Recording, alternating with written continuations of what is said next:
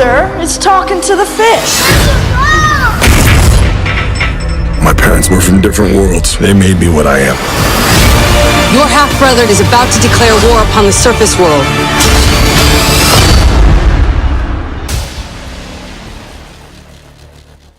How's he different than the other superheroes? Well, I think he's half of something. You know what I mean? I feel he's someone who doesn't know his superpower and doesn't know how to harness his superpower. I think he has saved people, and I think he's lost a lot of people. I don't know if he knows how to talk about that loss, and I think he spends a lot of his time alone and trying to help when he can. But when he's called upon in Justice League, he has to do something great. And you know, he finally gets friends, and then when he goes home, he still doesn't believe in himself.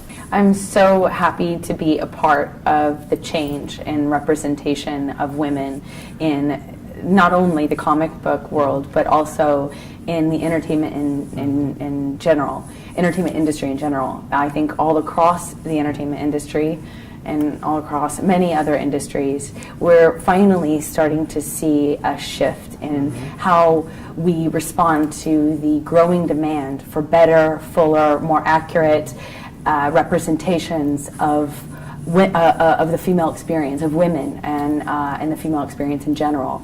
We are finally starting to break some of these long-held standards, and our movie Aquaman breaks a lot of standards, a lot of rules, and I love that I get to play a fierce, strong, badass, empowered superhero, even though I'm a woman. Amira's very much her own character, and I love that. You know, when I first read the comic book, I remember the first scene I read of hers was when she saves this town with Arthur, Aquaman, and one of the townspeople mistakenly refer to her as Aqua Woman, and she corrects them and she says, no, I have my own name. My name is Mira. So I tried to do that attitude justice. I tried to bring that to this character. This is a very big movie. It has a lot of action sequences, a lot of stunts were required, a lot of physical work was required just because of the demands of the suits, the harnesses, the equipment, and the actual scenes themselves, which require a lot of fighting and stunt training and things like that. So for me, I started this process years ago because it started with Justice League.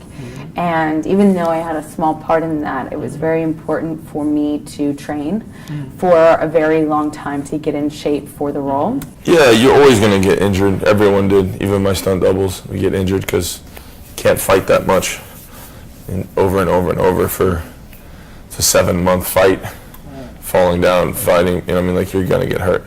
From Justice League, we had a few, I had a few months off, and then by the end of the year, I started, so by December, I started training for this 5 hours a day, 5.5 hours a day. And then finally in May, we went to Australia to shoot it, and then we worked on it for another 7 months. So it's been a long process. It's an illusion. That's it. It's magic. It's so bizarre because in this movie, everything that you see where we're submerged is actually, that was the only time where we were dry. Because when you're underwater, you look dry. Yes. When you're underwater, the water doesn't read on your body, only when you are freshly out of the water. I have never worked with a co-star before that does the hair flip better than me. Oh. He takes the cake. I will cede that to Jason. Just get your hair out of your face. Get your hair out of your face. That's all you do. Flip it back. I listen to heavy metal, so I'm really good at it. I came to save my home and the people that I love. That was awesome. Atlantis has always had a king. Now it needs a hero.